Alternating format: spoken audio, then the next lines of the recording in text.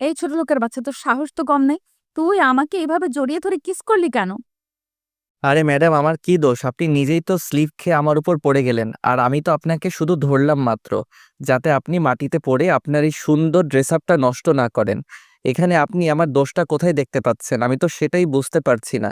তুই এখানে তোর দোষ দেখতে পাবি কোথায়? মেয়ে মানুষ দেখলে জড়িয়ে ধরতে ইচ্ছে করে, তাই না? দাঁড়া, আমি আজকেই আমার বাবাকে বলে তোকে আমাদের বাড়ি থেকে বের করার বন্দোবস্ত করছি। আছি, আপনি করতেই পারেন, কিন্তু আমার মনে হয় না তাতে কোনো লাভ হবে, কারণ আপনার বাবা কিন্তু আমাকে অনেক বেশি বিশ্বাস করেন, আর আমি মনে করি আপনি সেই বিশ্বাস ভাঙতে পারবেন না। ও তাই নাকি? ঠিক আছে, আমার মনে হয় তুই একটা কথা ভুলেই যাচ্ছিস। আমি আমার বাবার একমাত্র আদরের রাজকন্যা। আমার বাবাকে আমি যেটা করতে বলি আমার বাবা সেটাই করেন। আচ্ছা ঠিক আছে, তাহলে আপনি চেষ্টা করে দেখুন কি করতে পারেন। আপনি কি আমাকে চ্যালেঞ্জ করতে চাইছেন নাকি? না, আপনার মতো মেয়েকে চ্যালেঞ্জ করার কোনো ইচ্ছা আমার নেই। চ্যালেঞ্জ করতে হলে কোনো পুরুষ মানুষের সঙ্গে করব, কিন্তু আপনার মতো মেয়ে মানুষের সঙ্গে নয়। যাই হোক, আপনি যেটা করতে যাচ্ছিলেন সেটা করার চেষ্টা করুন, দেখুন তার রেজাল্ট কি হয়। তখনই নেহা নীলের সঙ্গে আর কোনো কথা না বলে সেখান থেকে সোজা তার বাবার রুমে চলে যায়। সে বাবার রুমে গিয়ে দেখে তার বাবা পত্রিকা পড়ছিলেন। তখন তাকে দেখে তার বাবা বলতে থাকে, কি ব্যাপার নেয়া? কি হয়েছে? তুমি হঠাৎ ওর সময় আমার রুমে কেন? তুমি তো আসো না। বাবা, তোমাকে আমি কত করে বলছি এই ছেলেটাকে আমাদের বাড়ি থেকে বিদায় করে দাও। আমি এই ছেলেটাকে জাস্ট সহ্য করতে পারছি না, কিন্তু তুমি আমার কথা শুনছো না কেন? দেখো নেহা, তোমাকে আমি এর আগেও বলেছি আর এখনো বলছি, এই ছেলেটাকে তুমি চাইলে আমি আমাদের বাড়ি থেকে বের করে দিতে পারবো না।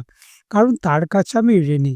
আমার ঋণের বোঝা হালকা করতে হলে তার বিপদে আমাকে তার পাশেই থাকতে হবে। তার মানে তুমি আমাকে এটাই বোঝাতে চাইছো তো আমার চাইতে এই ছেলেটাই তোমার কাছে সবচেয়ে বেশি ইম্পর্টেন্ট? আচ্ছা ঠিক আছে, তাহলে একটা কথা আমিও তোমাকে স্পষ্ট জানিয়ে দিচ্ছি।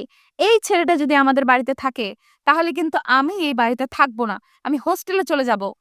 সেটা তুমি চাইলেও করতে পারবে না।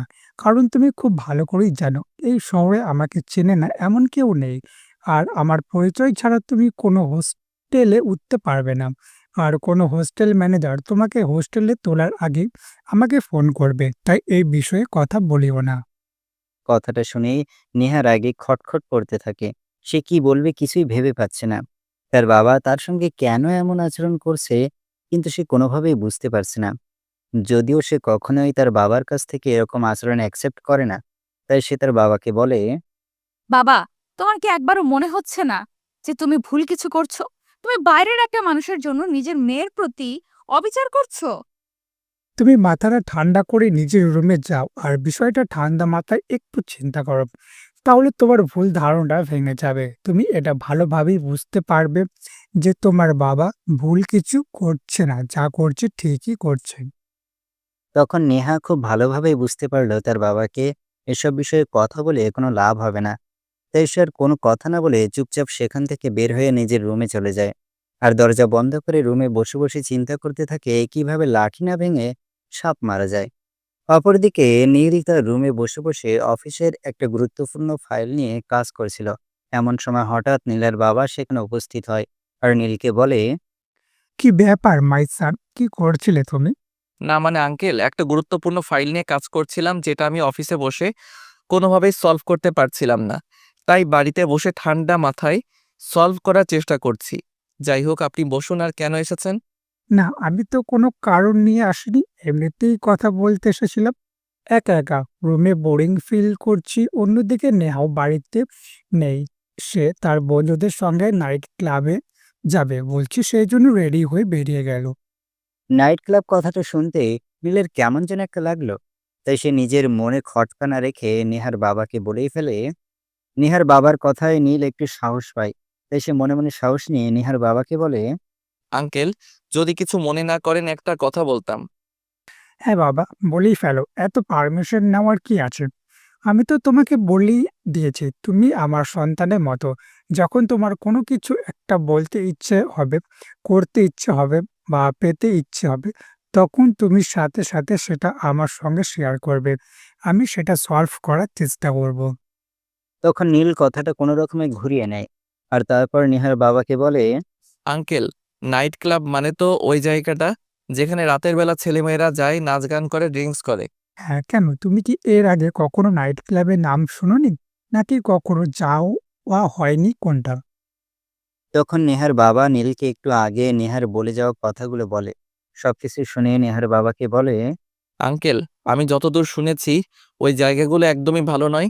সেখানে ছেলেমেয়েরা অবৈধভাবে মেলামেশা করে। আমার মনে হয় আমি আপনার খুব কাছের একজন মানুষ বলে আপনাকে এই কথাগুলো বলা উচিত, যাতে আপনি আপনার মেয়েকে এসব কাজ থেকে বিরত রাখেন। হ্যাঁ বাবা, সবকিছুই আমি জানি। আচ্ছা যাই হোক, তুমি যদি কিছু মনে না করো, তোমাকে একটা কথা জিজ্ঞাসা করার ছিল। হ্যাঁ আঙ্কেল, বলুন। I don't mind. তখন নেহার বাবা নীলকে একটু আগে নেহার বলে যাওয়া কথাগুলো বলে। সবকিছু শুনে নেহার বাবাকে বলে, দেখুন আঙ্কেল, আপনি যা শুনেছেন সেটা সত্য, কিন্তু তার পেছনে ঘটনাটা মিথ্যে। আসলেই হয়েছিল কি সেটা আপনি শোনেন। আসলে আজ সকালবেলা নীল তার রুম থেকে বের হয়ে একটু ছাদের দিকে যাচ্ছিল হাঁটাহাঁটি করতে। এমন সময় হঠাৎই নেহা তার সামনে চলে আসে। নেহা ছাদ থেকে সিঁড়ি দিয়ে নামছিল আর নীলকে দেখে সে একটু রেগে গিয়ে তাড়াতাড়ি নামছিল। তখনই সে পা পিছলে পড়ে যাচ্ছিল। তখনই সে যাতে মাটিতে পড়ে গিয়ে বেশি ব্যথা না পায় সেজন্য নীল তাকে ধরতে গিয়ে নীল নিচেও পড়ে যায়, কিন্তু নিচে পড়ে আর নেহা উপরে। সব কথা শুনে নেহার বাবা নীলকে বলে, আসলে আমি বিষয়টা তখনই বুঝতে পেরেছিলাম। আমি খুব ভালো করে জানি তোমার এই বাড়িতে থাকাটা আমার মেয়ে পছন্দ করছে না। আসলে আমার মেয়েটাও ছোটবেলা থেকে একা একা বড় হয়েছে তো, তাই তার ভালোবাসাকেও ভাগ বসাক সেটা সে মেনে নিতে পারবে না। হ্যাঁ আঙ্কেল, আমি নিজেও সেটা খুব ভালোভাবে বুঝতে পারি। তাই তো আমিও আপনাকে বলেছিলাম যাতে আমি বাইরে কোনো হোস্টেলে থাকি, কারণ আমাকে কেউ পছন্দ না করুক সেটা আমি চাই না। তখন নেহার বাবা নীলকে বলে, একদমই যেন আর কখনো নীল এসব কথা মুখে না আনে।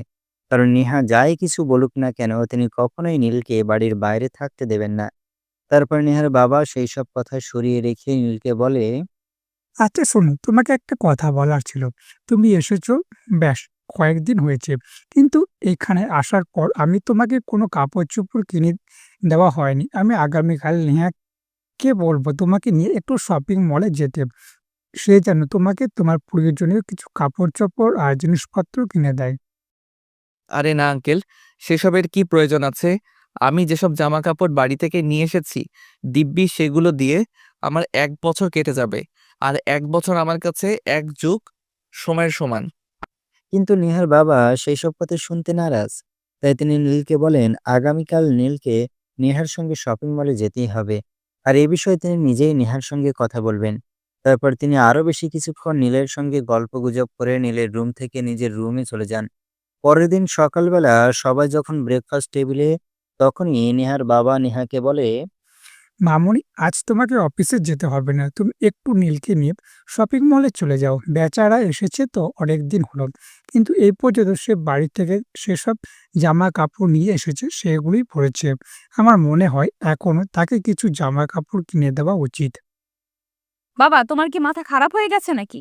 আমি তো সেটাই বুঝতে পারছি না। এরকম একটা গেঁয়ো ভূতমার্কা ছেলেকে নিয়ে আমি শপিং করতে যাব? গেঁয়ো ভূত কথাটা শুনতেই নেহার বাবার প্রচন্ড পরিমাণে মেজাজ খারাপ হয়ে যায়।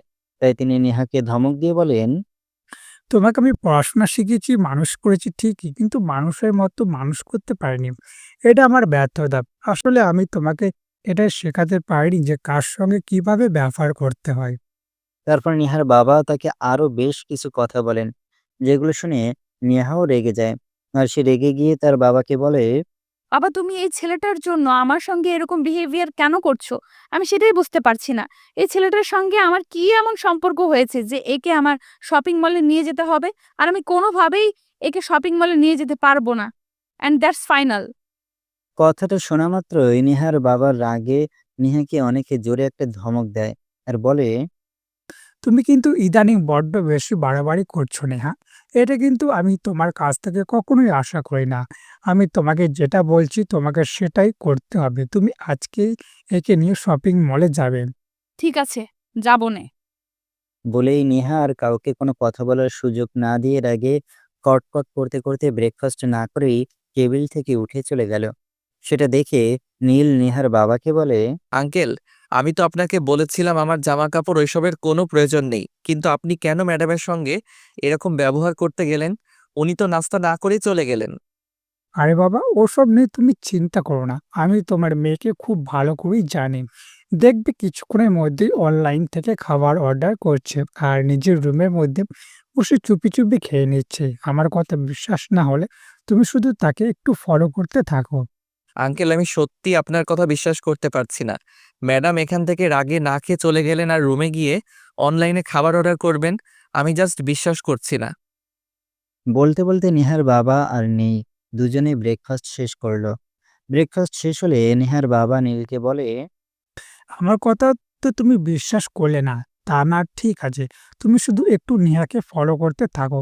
দেখো, সে যদি আধ ঘন্টার মধ্যে অনলাইন থেকে খাবার অর্ডার না করে আর কোনো কোরিয়ান ম্যান যদি আমাদের বাড়িতে না আসে, তাহলে তুমি যা বলবে আমি তাই মেনে নেব।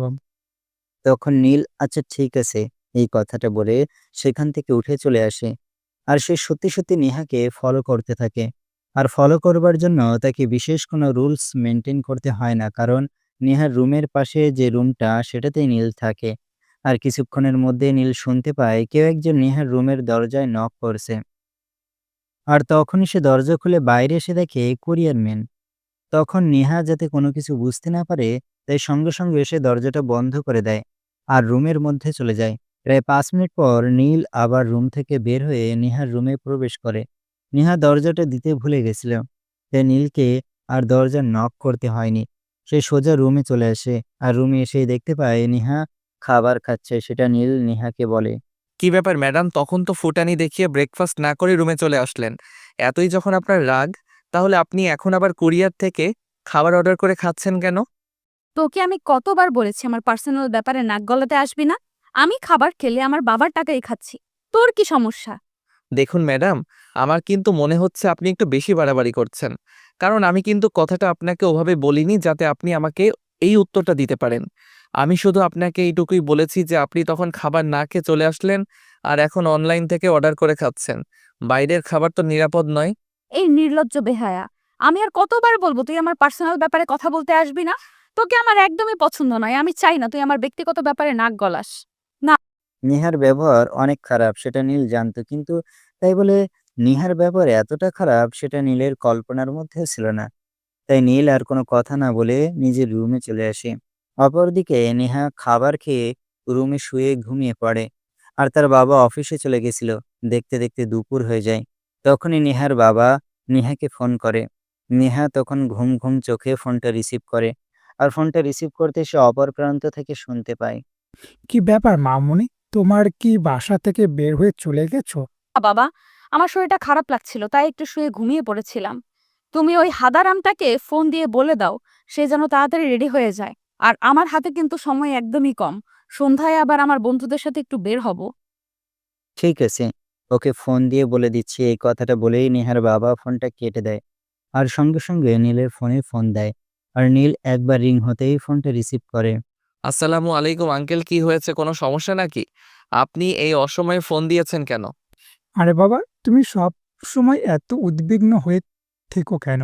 কোনো সমস্যা হলেই তোমাকে ফোন করা যাবে, নয়তো তোমাকে ফোন করা যাবে না। এটা কোনো হাদিস লেখা আছে? না আঙ্কেল, আমি আপনাকে একদমই ওই কথাটা বলিনি। আমি আপনাকে শুধু এটাই বলতে চেয়েছি কি হয়েছে, আপনি আমাকে ফোন করেছেন কেন? একটু তাড়াতাড়ি করে রেডি হয়ে নাও নেহা। তোমাকে নিয়ে একটু বের হব। তোমার যা যা লাগবে সবকিছু কিনে নিও। নেহার কাছে আবার ক্রেডিট কার্ড আছে, টাকা পয়সা নিয়ে কোনো চিন্তা করো না। আর এসব টাকা আমি তোমার বেতন থেকেও কাটবো না। এগুলো সম্পূর্ণ আমার তরফ থেকে তোমার জন্য গিফট।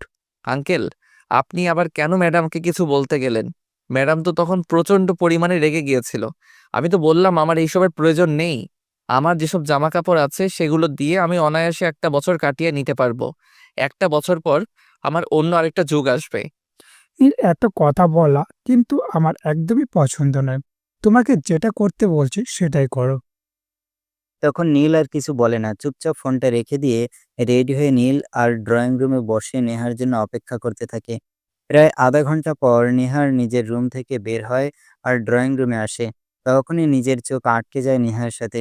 নেহা একটা ছোট্ট টপ আর শর্ট প্যান্ট পরেছিল, যেটা দেখেই নীল নেহাকে বলে, আরে ম্যাডাম, আপনার উপরের কাপড় কই? এই উপরের কাপড় মানে? আমি কি পোশাক ছাড়া রয়েছে নাকি? ম্যাডাম আপনি তো ছোট ছোট জামা কাপড় পরে আছেন, এগুলো পরে কেউ বাইরে বের হয় নাকি? রাস্তার বখাটে ছেলেপেলেরা তো আপনার দিকে হা করে তাকিয়ে থাকবে আর চোখ দিয়ে গিলে খাবে। আপনি প্লিজ দয়া করে আপনার ফুল ড্রেস পরে আসুন। তোর কি মাথা খারাপ হয়ে গেছে নাকি? আমি এই গরমের মধ্যে লম্বা লম্বা জামা পরবো? পারবো না আমি এইসব করতে।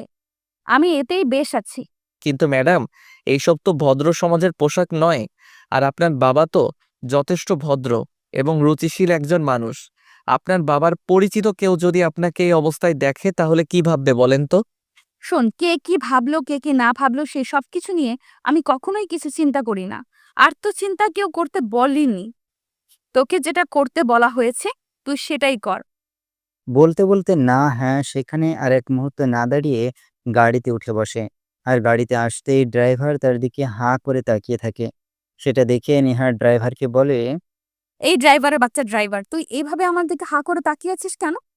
কি করব ম্যাডাম? সেটা আপনি নিজেই আমাকে বলে দেন না। আপনি যেভাবে হট ড্রেস পরেছেন এরপর তো আপনাকে দেখলে যেকোনো ছেলেই হাঁ করে তাকিয়ে থাকবে। এখানে তো আমি আমার অপরাধ বলতে কিছুই দেখতে পাচ্ছি না। কথাটা বলতে না বলতে নেহা ড্রাইভারের গালে ঠাস ঠাস করে বের করে কয়েকটা চড় বসিয়ে দেয়। আর তখনই নীল সেখানে এসে উপস্থিত হয়। কি ব্যাপার ম্যাডাম, কি হয়েছে? আপনি একে মারলেন কেন? শালা লুচ্চার ঘরের লুচ্চা, কত বড় সাহস আমাকে বলে আমি নাকি হট ড্রেস পরেছি। তা আমি হট ড্রেস পরেছি, ওর বাপের কি সমস্যা? তখন নীল কোনো রকমে নিজেকে শান্ত রেখে নেহাকে বলে, সে তো আগেই বলেছিল নেহাকে ড্রেস চেঞ্জ করে আসতে, কারণ ওইসব আউটফিটে সব জায়গায় মানায় না। নীলের কথা আর ড্রাইভারের কথা শুনে নেহা তখন নিজের রুমে গিয়ে ড্রেস চেঞ্জ করে একটা থ্রি পিস পরে বাইরে বের হয়। সেটা দেখেই নীল নেহাকে বলে, এই তো এবার ঠিক আছে। এবার আপনাকে একদম পারফেক্টলি মানিয়েছে। বাঙালি মেয়েদেরকে থ্রি পিস ছাড়া ভালো লাগে নাকি? নেহা ততক্ষণে নিজের গালে প্রায় কয়েকশো কেজি চাল ভিজিয়ে রেখেছে, যার কারণে তার গাল দুটো ফুলে টইটুম্বুর হয়ে একদম পাকা টমেটোর মতো হয়ে রয়েছে। তাই নীল আর নেহার সঙ্গে কোনো কথা বলেনি। দেখতে দেখতে তারা শপিং মলে এসে পৌঁছে যায়। তারা একটা কাপড়ের দোকানে ঢোকে আর সেখানে ঢুকে নেহা নীলের জন্য বেশ কয়েকটা কাপড় চোপড় নিয়ে বিল পেমেন্ট করতে যায়। বিল কত হয়েছে? ম্যাডাম, এখানে আপনার টোটাল 30,000 টাকা বিল হয়েছে। কথাটা শুনে নীল যেন একদম আকাশ থেকে পড়ল, কারণ 30,000 টাকা দিয়ে তার পুরো পরিবার 2 মাস অনায়াসে চলে যেতে পারবে। আর সেখানে কিনা নেহা তার জন্য 30,000 টাকা শুধু জামা কাপড়ই কিনেছে। সেটা শুনে নীল সেলসম্যানকে বলতে থাকে, ওই মিয়া, আপনার কি মাথা খারাপ হয়ে গেছে নাকি? মেয়ে মানুষ পেয়েছেন বলে যা ইচ্ছে তাই দাম রাখবেন? সেটা হবে না। এখানে তো বড়জোর 2,000 টাকার জামা কাপড় হতে পারে, আর আপনি সেখানে 30,000 টাকা বলছেন কি করে? না স্যার, আপনার কোথাও একটা ভুল হয়েছে।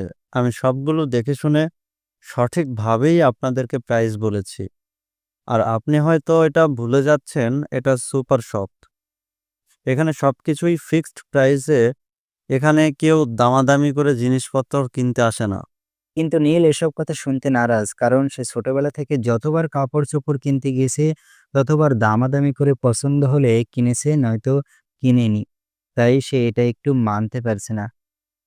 তখন নীল সেলসম্যানকে বলতে থাকে, দেখুন, আমরা গ্রামের মানুষ কিন্তু তাই বলে কাপড় চোপড় ছাড়া থাকি না।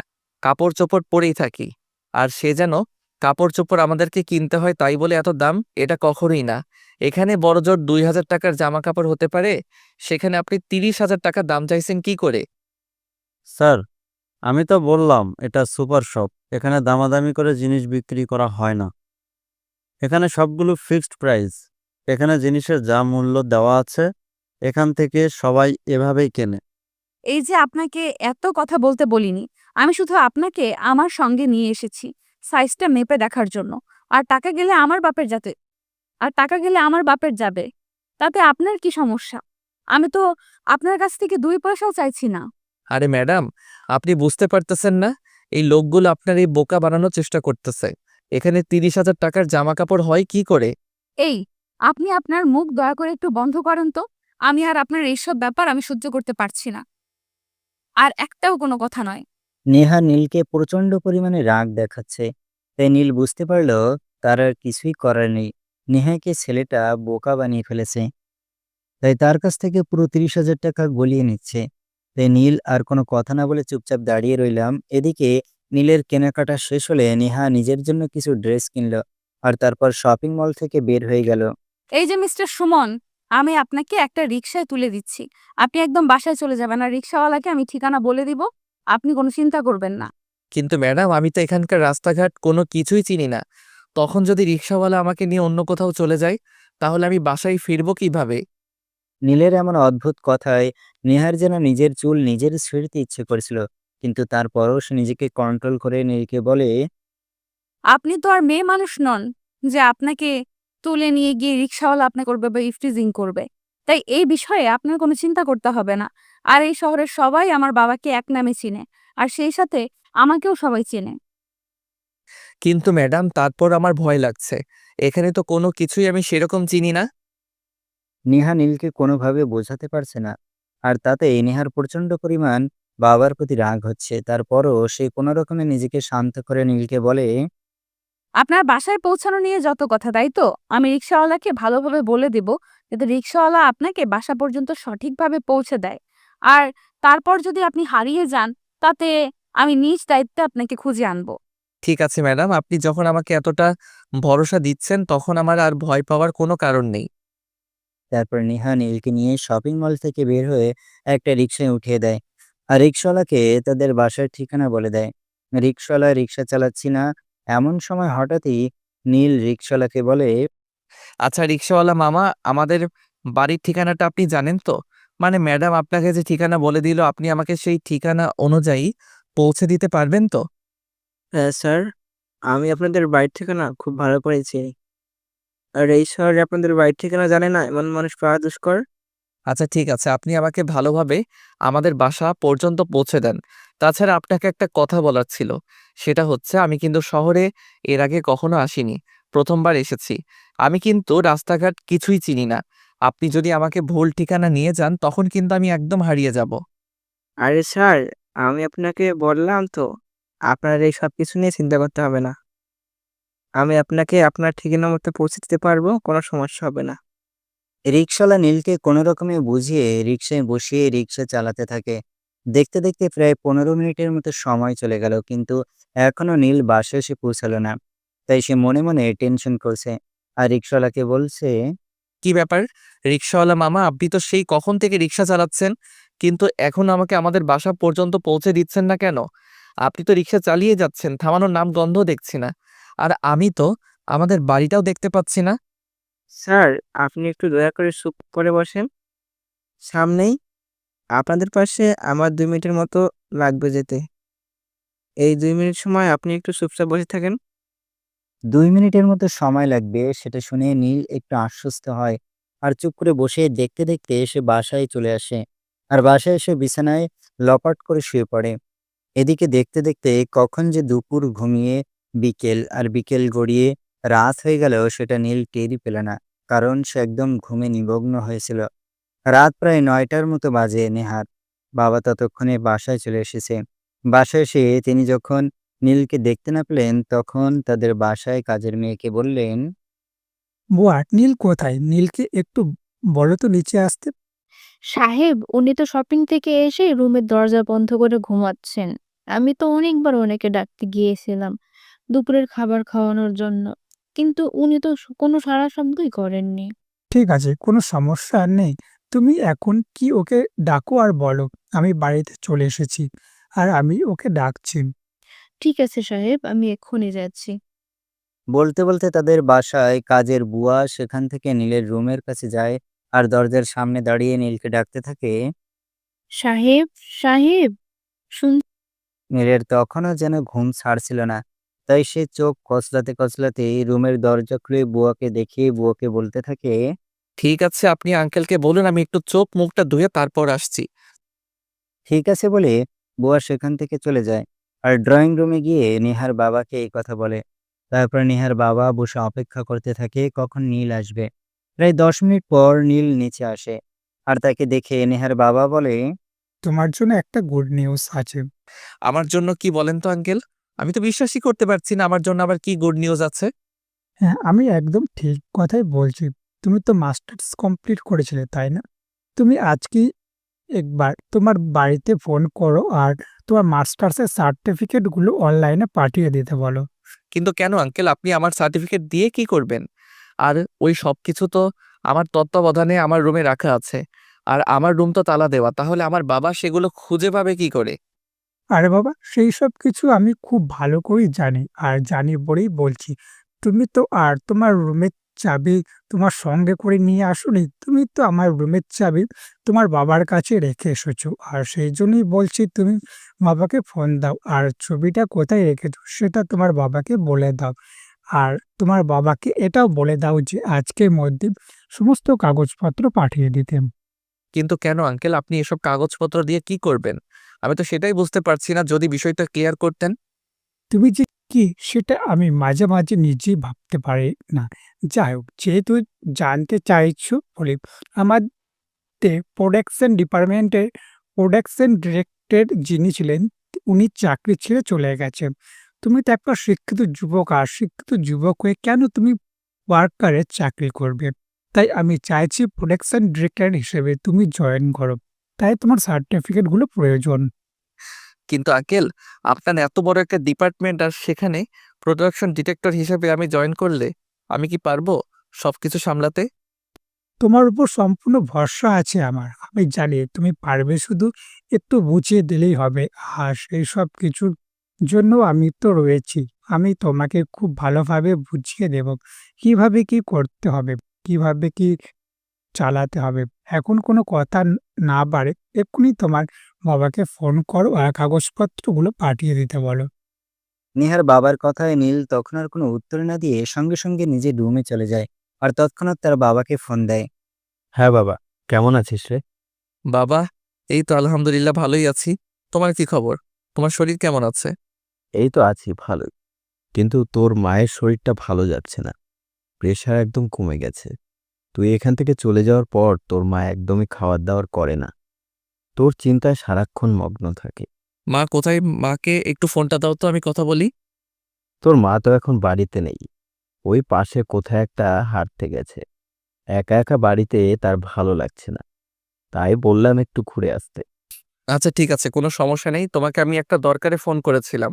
তুমি আমার রুমে চাবিটা দিয়ে দরজা খুলে রুমে যাবে, আর আমার আলমারি থেকে আমার ফাইলে বেশ কিছু কাগজপত্র আছে, সেগুলো একটু বাজারে গিয়ে অনলাইনের মাধ্যমে আমার কাছে পাঠিয়ে দিতে পারবে? ঠিক আছে বাবা, আমি দেখছি। তুই তো শরীরের যত্ন নিচ্ছিস তো? ঠিকমতো খাওয়া দাওয়া করছিস তো?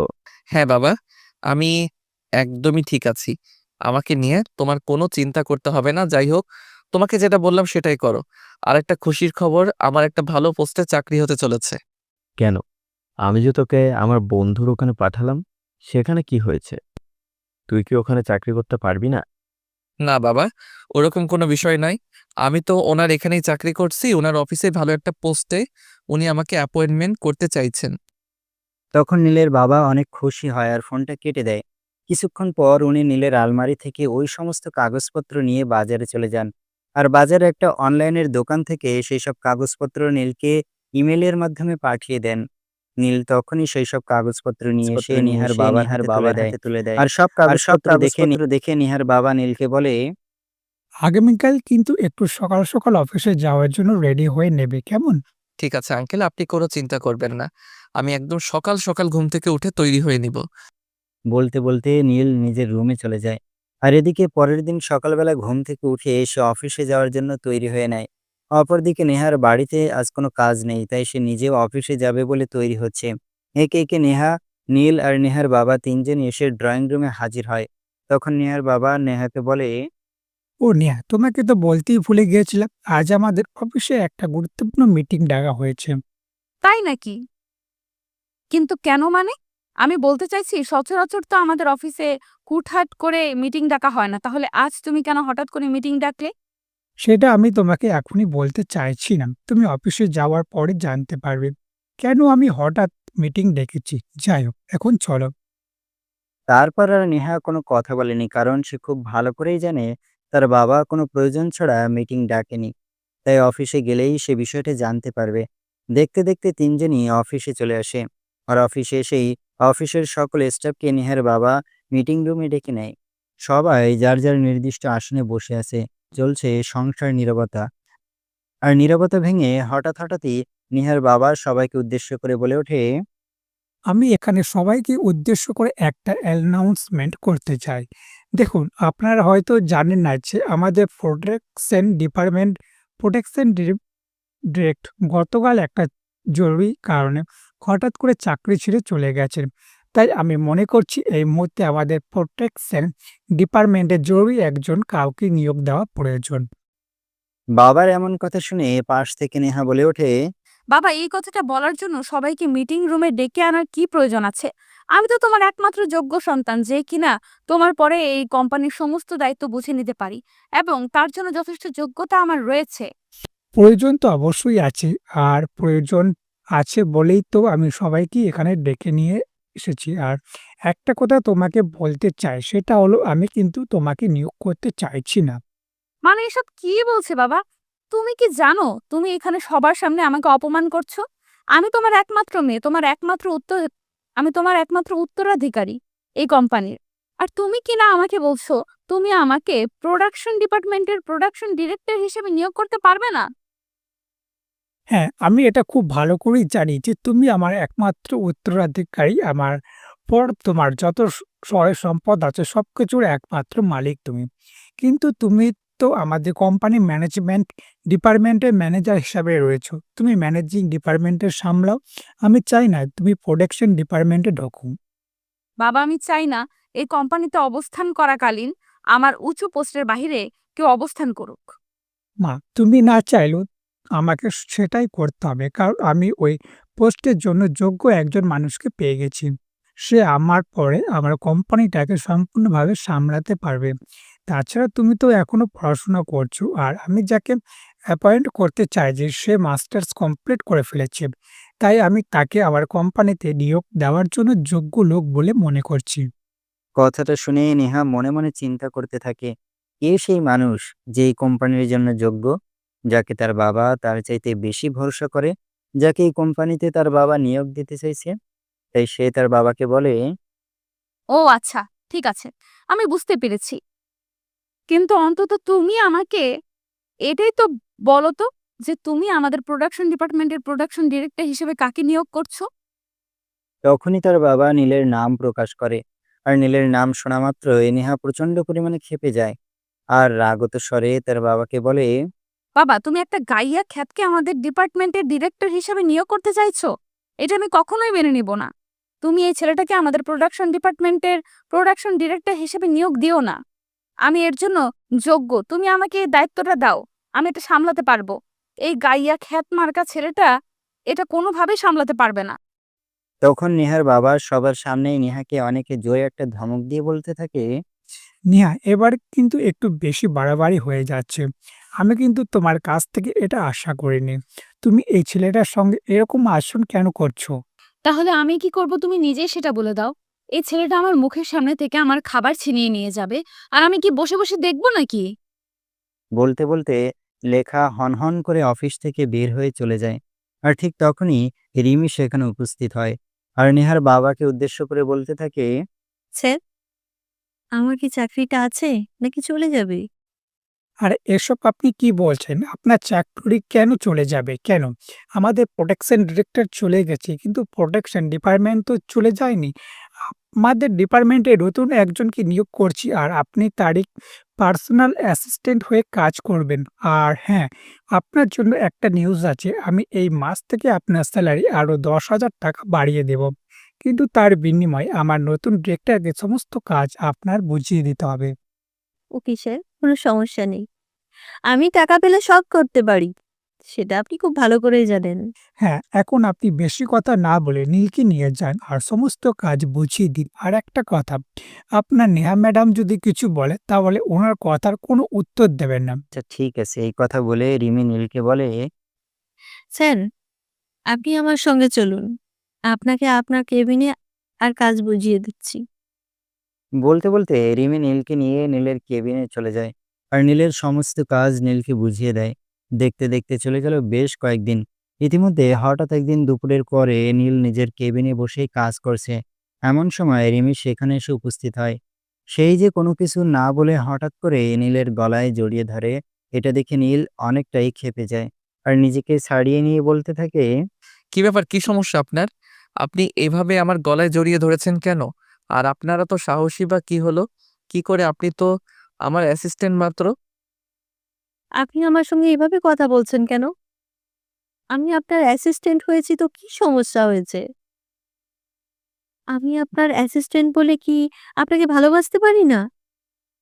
এই যে শুনেন, মুখের ভাষা ঠিক করে কথা বলেন।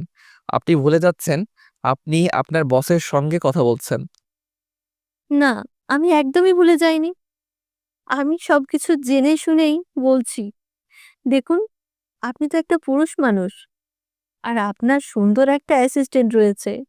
আপনি চাইলে তার সঙ্গে সম্পর্কে যেতেই পারেন। এখানে এত ইয়ে করার কি আছে? You just shut up. আমি আপনার কাছ থেকে আর কোনো কথা শুনতে চাইছি না।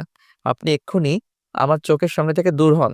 আমি আপনার চেহারাটা দেখতে চাইছি না। আর যদি বেশি বাড়াবাড়ি করেন তাহলে কিন্তু আমি এমডি স্যারের সঙ্গে কথা বলতে বাধ্য হব এবং আপনাকে চাকরি থেকে বহিষ্কার করতে বাধ্য হব। দেখুন স্যার, আমি এই যুগের মেয়ে মানুষ। টেকনিক কিভাবে কাজে লাগাতে হয় সেটা আমি খুব ভালো করে জানি। তাই আমি আপনাকে বলবো, আপনি এমন কিছু করবেন না যাতে আমি আপনার সঙ্গে খারাপ আচরণ করতে বাধ্য হই। কারণ আপনি আমাকে চেনেন না। তখন নীল ভালোভাবে বুঝতে পারে যে রিমি তাকে থ্রেট করছে। তাই নীল বুদ্ধি খাটিয়ে রিমিকে বলে, আচ্ছা, আপনি চাইছেনটা কি বলেন তো? আমি সেরকম কোনো কিছুই চাইছি না। জাস্ট এইটুকুই চাইছি আপনার সঙ্গে একটা ভালো সম্পর্ক রাখতে। দেখুন, প্রতিটা কর্মচারী চাই তার বসের সঙ্গে ভালো সম্পর্ক রাখতে। আর আমি যেহেতু আপনার অধীনস্থ হয়ে চাকরি করছি, তাই আর কি। কিন্তু আমার তো মনে হয় আপনার সঙ্গে আমার যথেষ্ট ভালো একটা সম্পর্ক রয়েছে। আপনি আমার অ্যাসিস্ট্যান্ট আর আমি আপনার বস। আমাদের দুজনের মধ্যে এর চাইতে ভালো সম্পর্ক আর কি হতে পারে? ঠিক আছে, এসব কথা বাদ দেন। আগামীকাল তো শুক্রবার। আগামীকাল একটু আপনি আমার সঙ্গে বের হতে পারবেন? কথাটা শুনতে শুনতে নেহার বাবা নীলের কেবিনে প্রবেশ করছিলেন, কিন্তু তারপরও তিনি সেদিকে কোনো পাত্তা না দিয়ে নীলকে বলে, নীল, আগামীকাল তো আমার একটা মিটিং আছে চট্টগ্রামে, আমাকে চলে যেতে হবে। তুমি একটু অফিসের দিকটা সামলে নিও। যদিও অফিসে সেরকম কোনো কাজ নেই, তবে তুমি তো জানোই সামনে ঈদ আসছে। এই কথাটা শোনা মাত্রই রিমির মুখটা মুহূর্তের মধ্যে ফ্যাকাশ হয়ে গেল। আমি কিন্তু সে এমডি স্যারের সামনে সেরকম কোনো প্রতিক্রিয়া করল না। এমডি স্যার চলে যাওয়ার পর মুহূর্তের মধ্যে রিমি নীলের হাত ধরে বলে, স্যার প্লিজ, আপনি কি এমডি স্যারকে একটু বুঝিয়ে বলবেন যে আপনি আগামীকাল অফিসে আসতে পারবেন না? আপনার একটু পার্সোনাল কাজ আছে। মাথা খারাপ হয়েছে নাকি? আমি তো সেটাই বুঝতে পারছি না। আপনি আমার কেবিন থেকে বের হন। আর আপনাকে কিন্তু কাল অফিসে আসতে হবে না। আমি আপনাকে অফিসে দেখতে চাই না। স্যার, আপনি এসব কি বলছেন? আপনি আগামীকাল একা একা অফিসে কাজ করবেন আর আমি আসবো না? এমনটা হতে পারে নাকি? অফিসে যদি আপনার কোনো কিছুর প্রয়োজন পড়ে, তাহলে আপনাকে কে সেই বিষয়ে সহযোগিতা করবে? নীল তখন রিমির কথার কোনো উত্তর না দিয়ে চুপচাপ তার মতো কাজ শেষ করে অফিস থেকে বের হয়ে যায়। আর বাড়িতে আসতে না আসতেই নেহার সঙ্গে দেখা হয়। কি ব্যাপার মিস্টার? ইদানিং তো আপনি ভালোই ফায়দা লুটছেন, তাই না? আমি কিন্তু আপনার কথার আগা মাথা কিছুই বুঝতে পারলাম না। আপনি কি মিন করতে চাইছেন একটু সরাসরি বলবেন? এত কচি খোকা আমার কাছে সাজতে আসবেন না। এসব আমার একদমই পছন্দ নয়। আপনি কোথা থেকে উড়ে এসে জুড়ে বসেছেন? আমি সত্যিই বুঝতে পারছি না আপনি কি বলতে চাইছেন আর কি বোঝাতে চাইছেন। ও তাই নাকি? তাহলে খুলে বলছি। আপনি আগামী কাল অফিসটা একা একা সামলাবেন। যেটা সামলানোর কথা ছিল আমার, সেই জায়গাটা আপনি নিজেই নিয়ে নিচ্ছেন। যাই হোক, দেখা যাক কোথাকার জল কোথায় গিয়ে গড়ায়। নীল ততক্ষণে বিষয়টা বুঝতে পারে নেহা কেন তারপর রেগে আছে। নেহা কোনোভাবেই চায় না নীল তাদের এখানে থাকুক আর তাদের কোম্পানিতে চাকরি করুক। তাই সে নীলকে একদমই সহ্য করতে পারে না। আর যেদিন থেকে নীল প্রোডাকশন ডিরেক্টর হিসেবে নিয়োগ করেছে, সেদিন থেকে তুমি আমাকে একদম দেখতেই পারো না। কিন্তু নীল সে কি করবে? সে তো একদম নিরুপায়, কারণ গ্রামে তার বাবা মায়ের অবস্থা খুব খারাপ। তার পড়াশোনা করাতে গিয়ে তার বাবা নিজের ভিটে বাড়িটুকু ছাড়া যাবতীয় সহায় সম্পত্তি বিক্রি করে দিয়েছেন। চাকরির জন্য অনেক জায়গায় ঘোরাঘুরি করেছে, কিন্তু কোথাও সে চাকরিটা পেয়ে উঠতে পারেনি। তাই বাধ্য হয়ে এখানে এসেছে। তাছাড়া আরো একটা কথা হলো, নীল কিন্তু এখানে এমনি এমনি আসেনি। নেহার বাবা নীলের বাবার ছোটবেলার বন্ধু ছিল। তাদের দুজনের মধ্যে ভালো একটা সম্পর্ক বিরাজমান ছিল। কিন্তু দুর্ভাগ্যবশত নীলের বাবা নেহার বাবার মতো নিজের ভাগ্যটাকে পরিবর্তন করতে পারেনি। যাই হোক, এদিকে দেখতে দেখতে রাত হয়ে গেলে সবাই ডিনার টেবিলে জয়েন করে। তখন নেহার বাবা নীলকে বলে, দেখো নীল, আমি কিন্তু তোমার উপর সম্পূর্ণ ভরসা করি। আর তোমার উপর ভরসা আছে বলি কিন্তু আমি সবকিছু তোমার উপর ফেলে রেখে একটু বাইরে যাচ্ছি। আমি যেন ফিরে এসে সবকিছু ঠিকঠাক দেখতে পাই। আঙ্কেল, আপনি আমার উপর সম্পূর্ণ ভরসা রাখতে পারেন। আমি কাজটা গুরুত্ব দিয়ে করব। তবে আপনাকে একটা কথা বলার ছিল। আপনি আমাকে এই দায়িত্বটা না দিয়ে নেহা ম্যাডামকে দিতে পারতেন। দেখো, আমি খুব ভালো করেই জানি কাকে কোন দায়িত্বটা দিতে হবে।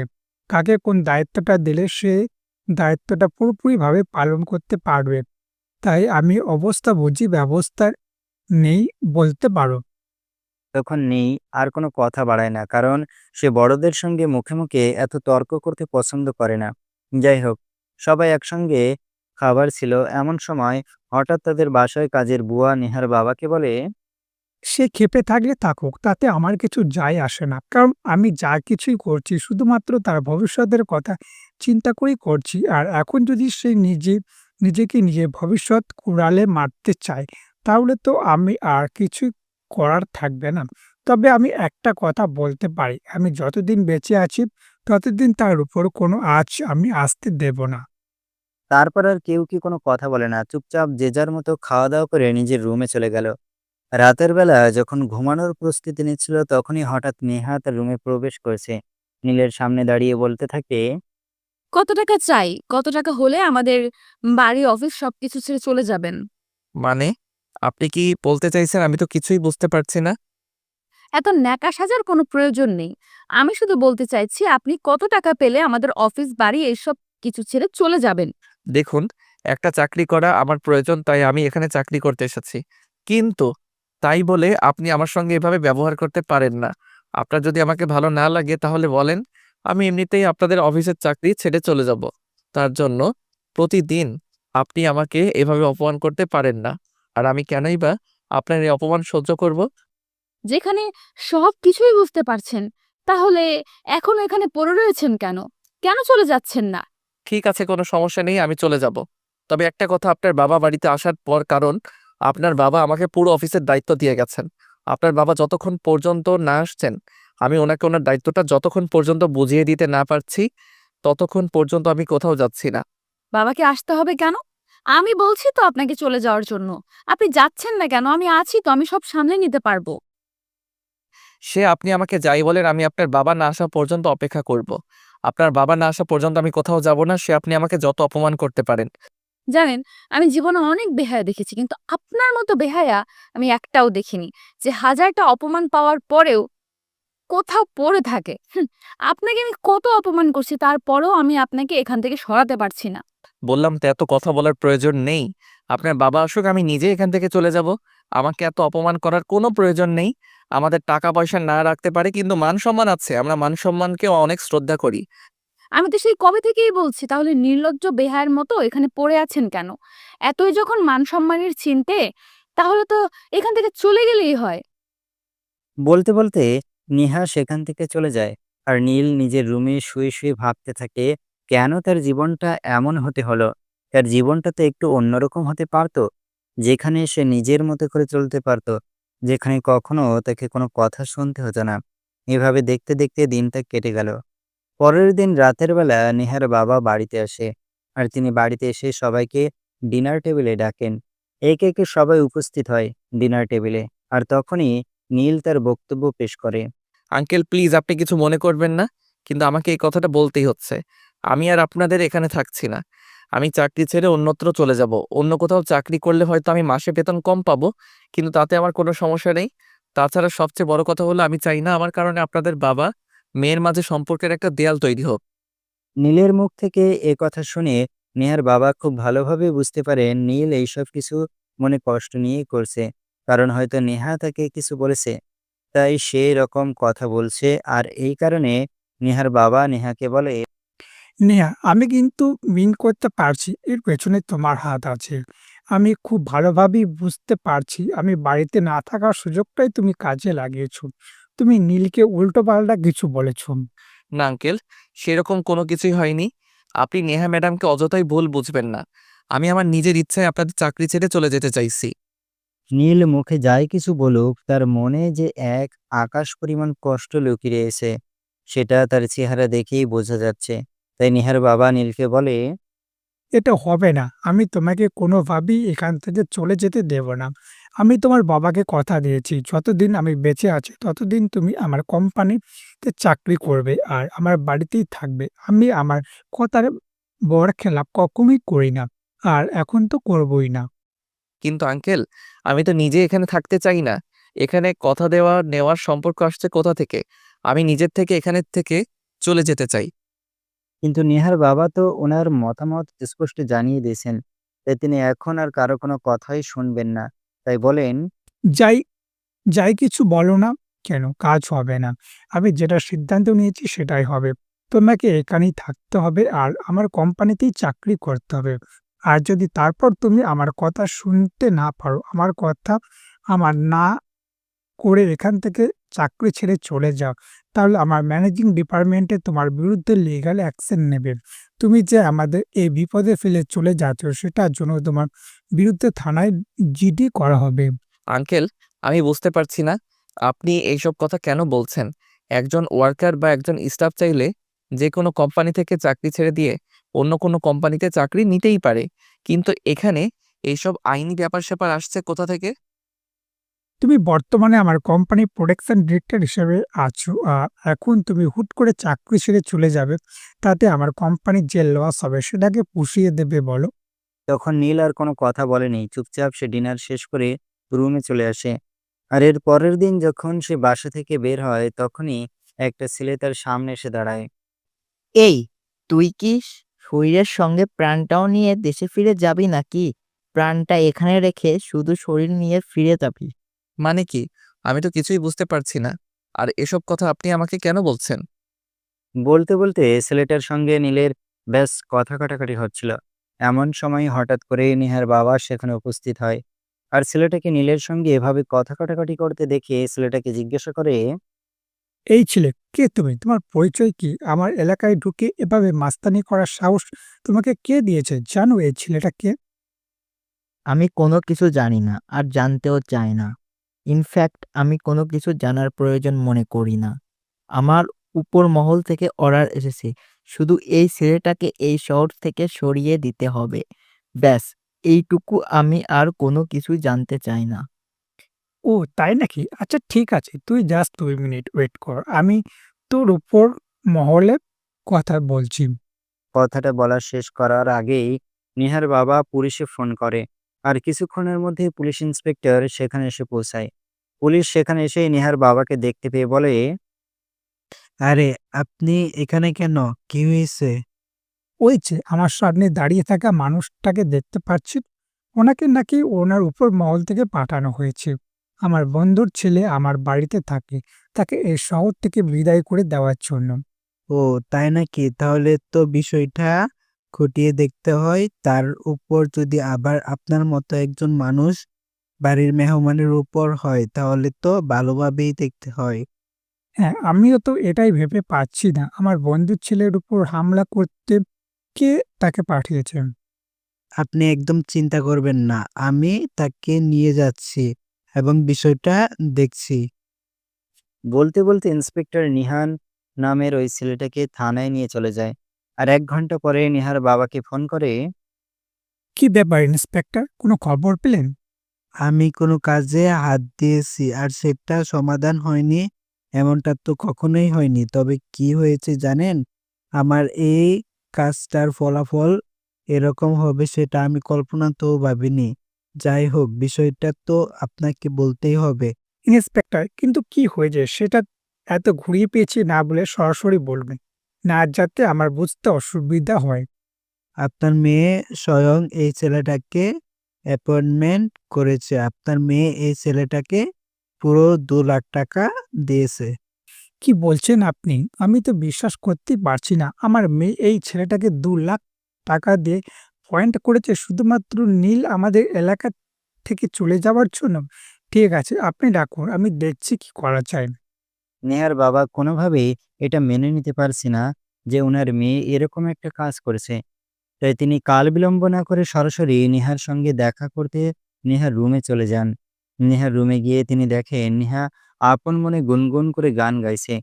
ওটা কি তোর বাবার উপস্থিতি? তার রুমে সেই গান বন্ধ করে তার বাবার দিকে ফিরে তাকায় আর বাবাকে বলে, কি ব্যাপার বাবা, হঠাৎ করে তুমি আমার রুমে কেন?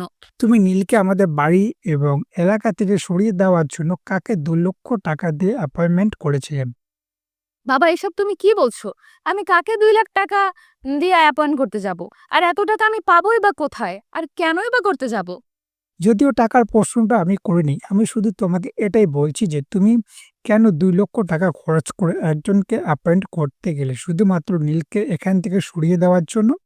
বাবা, আমি বলছি তো আমি এমন কোনো কাজ করিনি। তারপরেও তুমি কেন অযথাই আমাকে ফোর্স করছো?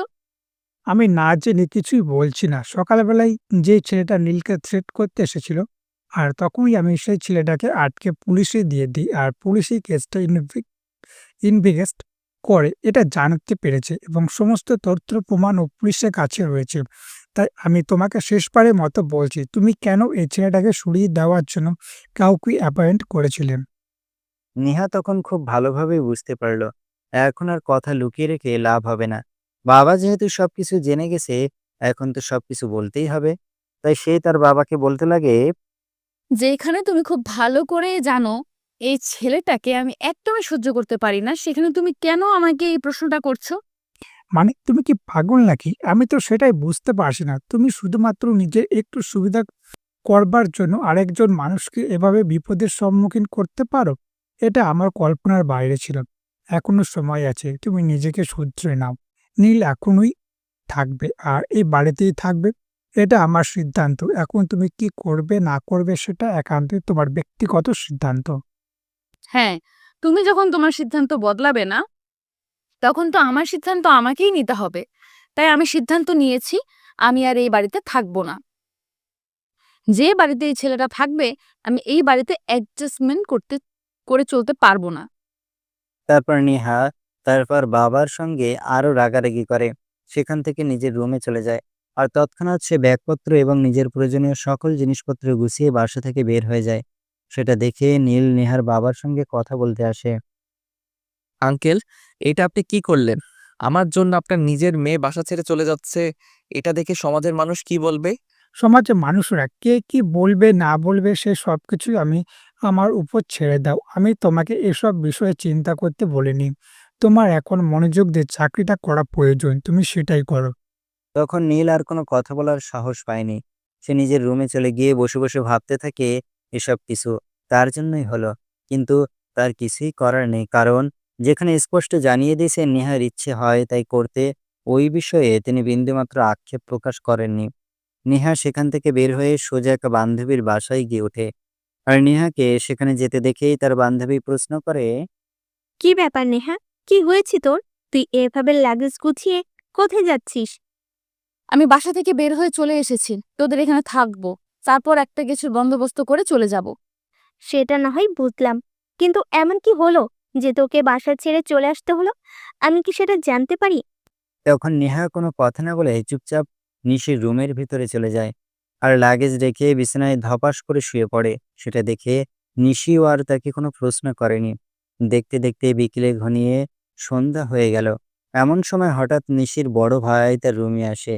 নিশির রুমে এসে দেখতে পায় নিশি আর নেহা দুজনে বিছানার উপর বসে গল্প করছে। তখনই সে নেহার দিকে একটু আড় চোখে তাকায়, যদিও নেহা সেটা খেয়াল করেনি।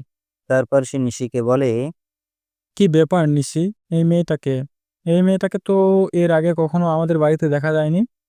তুমি তো বাড়িতেই থাকো না, তাহলে দেখবে কি করে? এটা আমার বন্ধু, কয়েকদিনের জন্য আমাদের এখানে এসেছে, কয়েকদিন আমাদের এখানে থাকবে। ও আচ্ছা, বুঝতে পেরেছি। আচ্ছা ঠিক আছে, আমি আসছি। কথাটা বলেই নিলয় নেহার দিকে একটা রাক্ষসী দৃষ্টি নিক্ষেপ করে সেখান থেকে চলে গেল, যেন সে চোখ দিয়েই নেহাকে অর্ধেকটা গিলে খেয়ে ফেলেছে।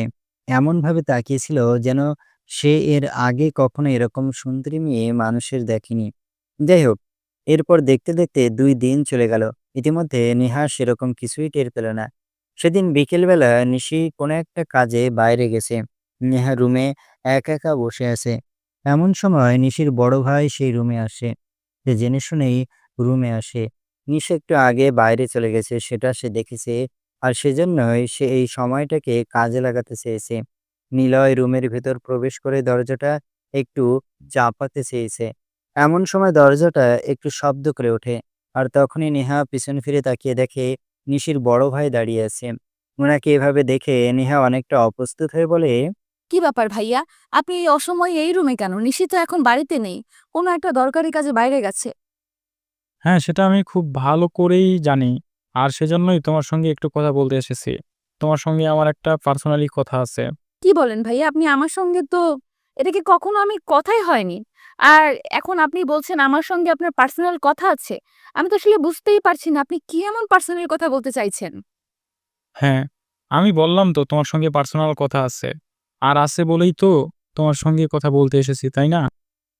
তখন নেহা বলতে থেকে, আচ্ছা ঠিক আছে, কথা বলবে ভালো কথা, কিন্তু দাঁড়িয়ে কেন? বসে কথা বলার জন্য।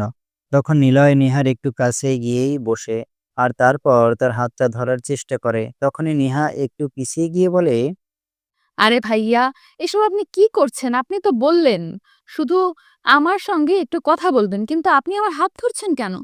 তখন নিলয় একটু সরে গিয়ে বলে, সরি। আসলে তোমাকে যেটা বলতে চাই, দেখো আমি কিন্তু ঘুরিয়ে পেঁচিয়ে কথা বলা একদমই পছন্দ করি না। যা বলি সবসময় স্পষ্ট করে কথা বলি। হ্যাঁ ভাইয়া, ঠিক আছে, আমি বুঝতে পেরেছি। এবার তো বলুন আপনি আমাকে কি বলতে চান? তখন নিলয় বলে নিলয় নেহাকে পছন্দ করে, আর নেহা এক কথাতেই রাজি হয়ে যায়। কারণ নিলয় ছিল সুদর্শন এক পুরুষ, যাকে দেখে যে কোনো মেয়ে প্রথম দেখাতেই প্রেমে পড়ে যেত। নেহা নিজেও তো একটা মেয়ে মানুষ, আর তার ক্ষেত্রে উপকার ব্যতিক্রম হবে না। তারপরে শুরু হয় তাদের দুজনের প্রেম, কিন্তু সেটা নেহার বান্ধবী নিশি জানতে না। এদিকে নিলয় নামের ছেলেটা নেহাকে ভুলিয়ে ভালিয়ে বাড়িতে পাঠানোর বন্দোবস্ত করে, কারণ তার মনে কিন্তু অন্য চক্কর চলছে। সেটা আপনারা গল্পের শেষের দিকে জানতে পারবেন। যাই হোক, এদিকে হঠাৎ একদিন বিকেলবেলা নিশি আর নেহা রুমে গল্প করছিল। এমন সময় হঠাৎই নেহা নিশিকে বলে, নিশে আমি আগামীকাল বাড়িতে চলে যাচ্ছি। এতদিন তোদের এখানে থেকে ডিস্টার্ব করার জন্য সরি। আরে দোস্ত, তুই এটা কি বলছিস? আমি তো তোকে আমার নিজের বোনের মতোই মনে করি। তুই আমাদের বাড়িতে আছিস, আর এতে আমি বিরক্ত হব কেন? আমার তো খুবই ভালো কেটেছে সময়টা। আচ্ছা দোস্ত, ঠিক আছে, আমি কিন্তু আগামীকালকেই বাড়িতে চলে যাচ্ছি। এর পরদিন সকাল হতে না হতেই নেহা নিজের জিনিসপত্র আবারও গুছিয়ে বাড়ির উদ্দেশ্যে রওনা দেয়। প্রায় সকাল 10টার মতো হবে বাজে। সে বাড়িতে এসে পৌঁছায়। তখন নীল আর তার বাবা অফিসে বেরোচ্ছিল। নেহার বাবা নেহাকে দেখতে পেয়ে বলে, কি ব্যাপার, তুমি নিজে নিজে বের হয়ে গেলে আবার নিজেই চলে আসলে যে? আই এম সরি বাবা, আসলে আমি এতদিনে আমার ভুলটা বুঝতে পেরেছি। তুমি আমাকে ক্ষমা করে দাও। এরপর আর আমি কখনোই এমন ভুল করব না। ঠিক আছে, এখন ভিতরে যাও, আমি অফিসে যাচ্ছি। বাড়ি ফিরে এসে তোমার সঙ্গে কথা বলবো। বলতে বলতে নেহার বাবা আর নীল দুজনেই বাসা থেকে বের হয়ে যাচ্ছিল। এমন সময় নেহা পেছন থেকে নীলকে উদ্দেশ্য করে বলে, কি ব্যাপার? আমার ফিরে আসাতে মনে হয় আপনি খুশি হননি, তাই আপনি এভাবে এরকম কেন মুখটাকে বলছেন? গোমরা। এটা আপনার বাড়ি, আর এখানে আমি একজন আশ্রিত মাত্র। আপনার বাড়িতে আপনি ফিরে আসবেন না তো কেউ ফিরে আসবে? আর এখানে আমার মুখ গোমরা করে রাখার কি আছে? বলতে বলতে নীল আর নেহার বাবা দুজনেই অফিসে বেরিয়ে পড়ে। আর অফিসে এসে নেহার বাবা নীলকে নিজের কেবিনে ডাকে। কি ব্যাপার আঙ্কেল, কিছু হয়েছে নাকি? আপনি আমাকে কিছু বলবেন? হ্যাঁ, আমি তোমাকে গুরুত্বপূর্ণ কিছু কথা বলতে চাই। তুমি আমার কথাগুলো মনোযোগ দিয়ে শোনো। নেহা ফিরে এসেছে, এর মানে এই নয় যে সে ভালো হয়ে গেছে। কারণ মেয়েটা তো আমার, তার শরীরের প্রত্যেকটা শিরা উপশিরা আমার রক্তে বইছে। তাই আমি খুব ভালো করেই জানি সে কোনো একটা উদ্দেশ্য নেই ফিরে এসেছে। এসব আপনি কি বলছেন আঙ্কেল? আপনার মেয়ে আপনার বাড়িতে ফিরে এসেছে, এখানে আবার কি উদ্দেশ্য থাকতে পারে? তখন নেহার বাবা নীলকে বলে, কেন জানি ওনার মনে কিছু একটা ডাউট হচ্ছে। নেহার মনে হয়তো কিছু একটা চলছে, তাই নেহা ফিরে এসেছে। নয়তো নেহা প্রচণ্ড জেদি একটা মেয়ে, এসে এত তাড়াতাড়ি ফিরে আসতো না। এইসব কথা শুনে নীল নেহার বাবাকে বলে, আচ্ছা ঠিক আছে আঙ্কেল, আপনার যদি এরকম কিছু ডাউট হয়ে থাকে তাহলে আমি সব সময় অ্যালার্ট থাকব। তবে আমার মনে হয় না উনি এরকম কিছু করবেন, কারণ এটা ওনার বাড়ি, এখানে থাকার ওনার সম্পূর্ণ অধিকার রয়েছে। তাই উনি কেন এরকম কিছু করতে যাবেন? বলতে বলতে নীল নেহার বাবার কেবিন থেকে বের হয়ে চলে যায়, কিন্তু নেহার বাবার মনের মাঝে শুধু একটাই কথা ঘুরপাক করতে থাকে। নেহা যখন ফিরে এসেছে তখন সে কিছু একটা উদ্দেশ্য নিয়েই ফিরে এসেছে। তার মনের মধ্যে নিশ্চয়ই কিছু একটা চলছে, আর সেটা যেভাবেই হোক জানতেই হবে। এদিকে নেহা বাড়িতে ফিরে এসেছে আজ 4 দিন। এর মধ্যেই হঠাৎ একদিন নিলয় নেহাকে ফোন করে। হ্যালো জানেমান, কি করছিলে? কি আর করব, তুমি তো আমাকে ভুলিয়ে ভালিয়ে বাড়িতে পাঠিয়ে দিলে। এখন তো আর আমার সঙ্গে দেখা করার নামটাও নিচ্ছ না। আমি তো তোমাকে না দেখে থাকতেই পারছি না। আমার খুব কষ্ট হচ্ছে। কষ্ট তো আমারও হচ্ছে, কিন্তু কি করব বলো? আমি তো আর চাইলেও তোমার কাছে চলে আসতে পারবো না, কারণ তুমি তো আর এখন আমাদের বাড়িতে নেই, তোমাদের বাড়িতে চলে গেছো। আর তোমাদের বাড়িতে তো আমি এভাবে চলেও যেতে পারি না। হ্যাঁ, সেটা তো আমি খুব ভালো করেই জানি। আছে, আমরা কি কোথাও বাইরে দেখা করতে পারি না? তখন নিলয় নেহাকে একটা অফিস হবে চলে আসতে বলে, আর নেহা সেই কথাটা শোনা মাত্রই তৎক্ষণাৎ রেডি হয়ে নেয় আর বাসা থেকে বেরিয়ে পড়ে। বাসা থেকে বের হওয়ার সময় তাদের বাসার বুয়া তাকে বলছিল, আমি কোথায় যাচ্ছি না যাচ্ছি সেই বিষয়ে আমি তো তোকে কৈফিয়ত দেব না। আর তোর যা ইচ্ছে তুই তাই কর। আমাকে জিজ্ঞেস করছিস কেন? আমি রাতের খাবার বাইরে থেকে ফিরে আসব। তখন তাদের বাড়ির কাজের মেয়েটা আর কোনো কথা বলেনি, কারণ সে খুব ভালো করেই জানে নেহাকে আর কিছু বলতে গেলে তাকে আরো অনেক কটু কথা শুনতে হবে, যেগুলোর জন্য সে মোটেও প্রস্তুত নয়। তাই সে আর কোনো কথা না বলে চুপ রইল। এদিকে নেহা বাসা থেকে বের হয়ে সোজা কফি সাথে চলে আসে। এসেই দেখে নিলয় তার জন্য ওয়েট করছিল। তাই সে নিলয়কে বলে, oh baby, I am so so sorry. আমার বাসা থেকে বের হতে হয়তো একটু লেট হয়ে গেছে। তুমি মনে হয় অনেকক্ষণ ধরে আমার জন্য ওয়েট করছো, তাই না? হ্যাঁ, আমি তো আমার জান পাখিটার জন্য অনেকক্ষণ ধরে ওয়েট করছিলাম। যাই হোক, কেমন আছো তুমি? এই তো আছি ভালোই। তোমার কি অবস্থা? তুমি কেমন আছো? আর আমি চলে আসার পর নিশি কিছু বলেছিল? না, সেরকম কিছুই বলেনি। শুধু বলেছিল তুমি চলে আসাতে তার অনেক খারাপ লাগছে। বেশ কয়েকদিন একসঙ্গে রয়েছো তো, তাই একটু ওরকম লাগছে। যাই হোক, তোমাকে যেটা বলার জন্য ডেকেছি, বল, কি বলবে বল। তুমি আগামীকাল থেকে ঠিক আগের মতোই অফিস জয়েন করবে। আর আমি তোমাকে যেভাবে কাজ করতে বলবো ঠিক সেভাবেই করবে। কিন্তু কেন? আমি তো বাবাকে বলে দিয়েছি আমি আর অফিসে যাব না। অফিস করার কোনো ইচ্ছে আমার নেই। আর এখন করে কিভাবে বলবো আমি অফিসে যাব? তখন নিলয় নেহাকে ফুসরিয়ে ফাসরিয়ে অনেক কথা বলে বুঝিয়ে দেয় যেভাবেই হোক নেহাকে অফিসে ঢুকতেই হবে। সে নেহাকে আরও বলে, আমি যে তোমাকে বললাম যে তোমাকে এছাড়া আমার থাকতে অনেক কষ্ট হচ্ছে, তাই তুমি আগে অফিসে ঢুকো, তোমার বাবার কাছাকাছি থাকো, তোমার বাবার মনের অবস্থাটা বোঝার চেষ্টা করো। তারপর একদিন সুযোগ বুঝে তোমাকে দেখা করিয়ে দাও। ও আচ্ছা, আমি এতক্ষণে বুঝতে পেরেছি। তাহলে তো তুমি বিষয়টা আমাকে আগে বুঝিয়ে বললেই পারতে, তাহলে তো আর এত প্যাচাল পাড়ার কোনো মানেই ছিল না। তখন নেহা আরও বেশ কিছুক্ষণ গল্প করে আর বাইরে থেকে রাতের খাওয়া দাওয়া করে বাসায় ফিরে আসে। নেহা বাসায় আসার কিছুক্ষণের মধ্যেই তার বাবা বাসায় আসে। তার বাবা যখন তাকে ডিনার টেবিলে ডাকে তখন সে সেখানে যায় আর তার বাবাকে বলে, বাবা, আমি আগামীকাল থেকে আবার অফিসে জয়েন করতে চাই। আমি চাই এখন তুমি আমাকে বলবে যে আগে আমি নিজের ইচ্ছায় অফিস থেকে বের হয়ে এসেছি, আর এখন কেন আবার অফিসে ঢুকতে চাচ্ছি।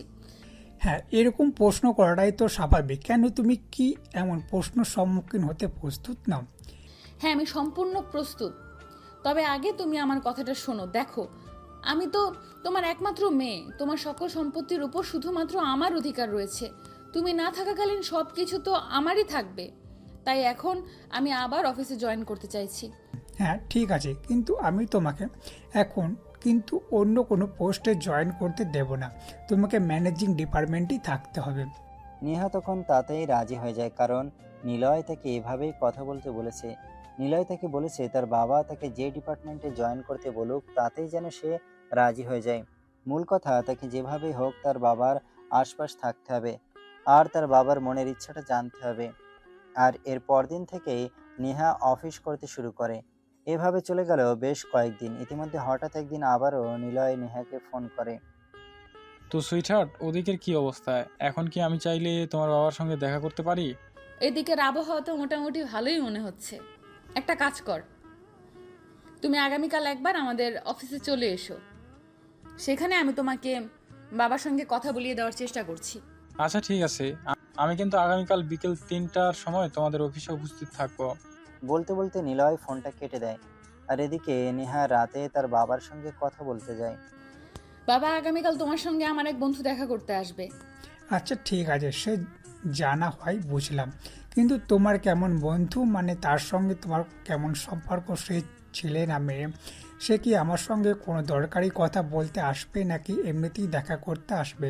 বাবা, তুমি আমাকে এত প্রশ্ন কেন করছো? সেটা তুমি তো আগামীকাল তার সঙ্গে যখন দেখা হবে তখনই জানতে পারবে। আমি এখন তোমাকে এইসব ব্যাপারে কিছুই বলতে চাইছি না। বলতে বলতে নেহা সেখান থেকে চলে যায়। আর পরের দিন ঠিক বিকাল 3টার সময় নিলয় তাদের অফিসে আসে। প্রথমে সে নেহার চেম্বারে যায়। Excuse me madam, may I coming? Neha একটা কাজ করছিল তখন। এসে মাথা ঘুরিয়ে তাকিয়ে দেখে নিলয় তার কেবিনের দরজার সামনে দাঁড়িয়ে আছে।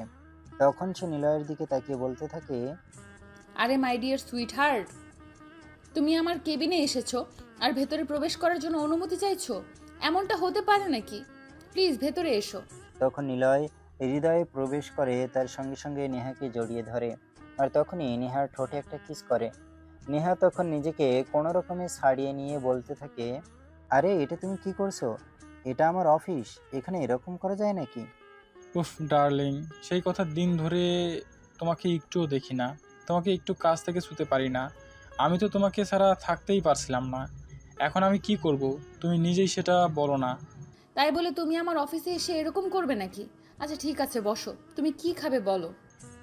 যদিও আমার তোমাকেই খাওয়ার ইচ্ছা, কিন্তু সেটা তো আর পূরণ হবে না। আপাতত 1 কাপ কফি হলেই চলবে। কথাটা বিড়বিড় করে বলছিল নিলয়, তাই নেহা বসতে পারেনি। তাই সে জিজ্ঞাসা করে, কি ব্যাপার? তুমি আমাকে বিড়বিড় করে কি বলছো? কি বলবে স্পষ্ট করে বলো। তুমি তো জানোই বিড়বিড় করে কথা বললে আমি বুঝতে পারি না। নিলয় তখন কিছুটা আন্দাজ করতে পারে নেহা হয়তো তার বলা কথাটা একটু হলেও শুনতে পেরেছে। তাই সে কথা ঘুরিয়ে দেওয়ার জন্য বলে, কই, আমি আবার কি বললাম? আমি তো শুধু বললাম 1 কাপ কফি হলেই চলবে। তুমি কি ইদানিং কানে কম শুনতে পাও নাকি? হ্যাঁ, হতেই পারে। হয়তো তুমি কাছে নেই, তাই হয়তো কানে একটু কম শুনতে পাচ্ছি। যাই হোক, তুমি বসো, আমি এক্ষুনি কফির ব্যবস্থা করছি। তারপর দুজনে বসে গল্প করতে থাকে। আর এদিকে নেহা তাদের অফিসের পিয়নকে দিয়ে কফি আনানোর ব্যবস্থা করে। কফি খেতে খেতে নিলয় নেহাকে বলে, তুমি তোমার বাবার সঙ্গে আমাদের সম্পর্কের বিষয়ে কিছু বলেছ, মানে বিয়ের বিষয়ে কথা বলছি। না, আমি এখনো সেরকম কিছুই বলিনি। আর তুমি তো জানোই আমি একটা মেয়ে মানুষ।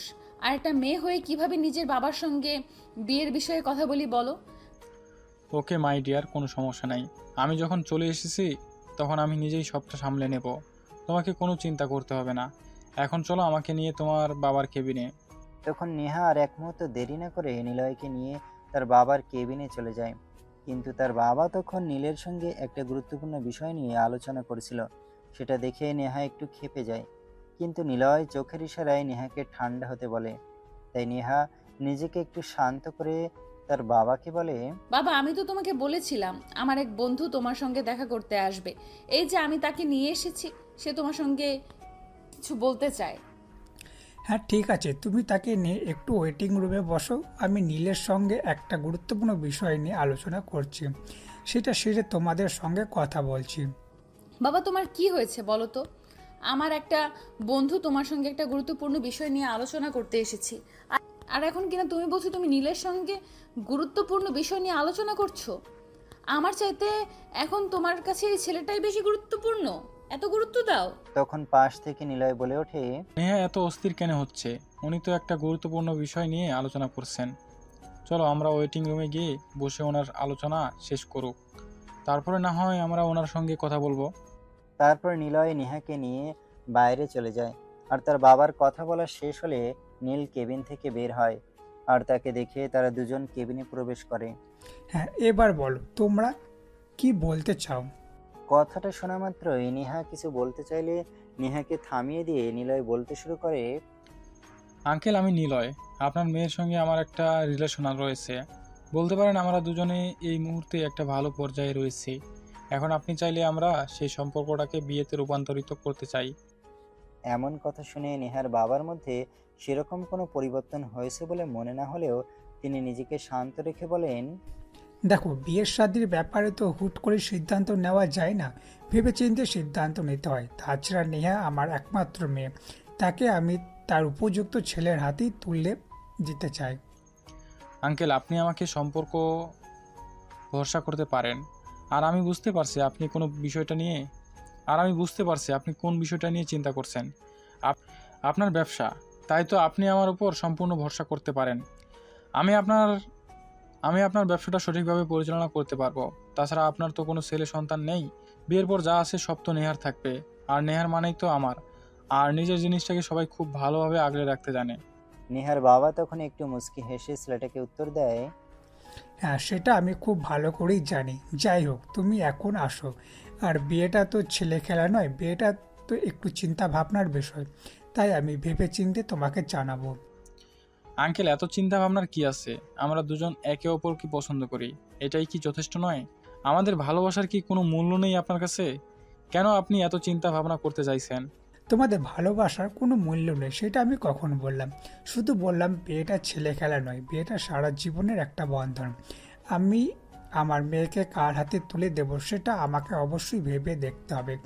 আর নেহা, আজ ডিনার টেবিলে তুমি আমার সঙ্গে দেখা করবে, তোমার সঙ্গে আমার কথা আছে।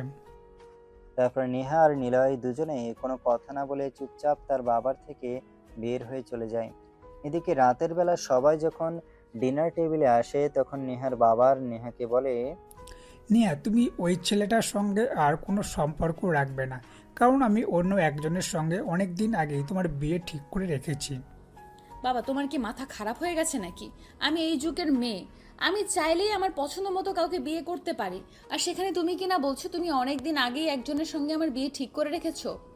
হ্যাঁ, কেন? আমার কথাটা শুনতে তোমার খুবই খারাপ লাগছে নাকি? আমি তোমার বাবা, আর বাবা হয়ে এইটুকুই সিদ্ধান্ত নেওয়ার যথেষ্ট অধিকার আমার রয়েছে। বাবা, আমি নিলয়কে ভালোবাসি, এর চাইতে বড় কোনো সত্য নেই।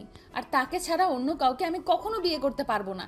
তাছাড়া নিলয় তোমার মেয়ের জামাই হতে যথেষ্ট উপযুক্ত একটা ছেলে। কে তোমার জন্য উপযুক্ত আর কে তোমার জন্য উপযুক্ত নয় সেটা বোঝার মতো ক্ষমতা এখনো তোমার হয়নি, তাই আমি সেই বিষয়ে তোমার উপর একটু ভরসা করি না। কথাটা বলতেই নেহা প্রচন্ড পরিমাণে খেতে চায় আর রাতের খাবার না খেয়ে সেখান থেকে উঠে চলে যায়। তখনই নীল নেহার বাবাকে বলে, আচ্ছা আঙ্কেল, নিলয় ছেলেটাকে তো দেখলাম মোটামুটি ভালোই তো। আর নেহা ম্যাডাম যেহেতু ওনাকে পছন্দ করেন, তাহলে আপনি কেন এমন কথা বলছেন? ছেলেটাকে তুমি দেখছো, কিন্তু ছেলেটার কথাগুলো তুমি শোনোনি, তাই আমি বলবো এই বিষয়ে আমি তোমার কোনো মতামত গ্রহণ করব না।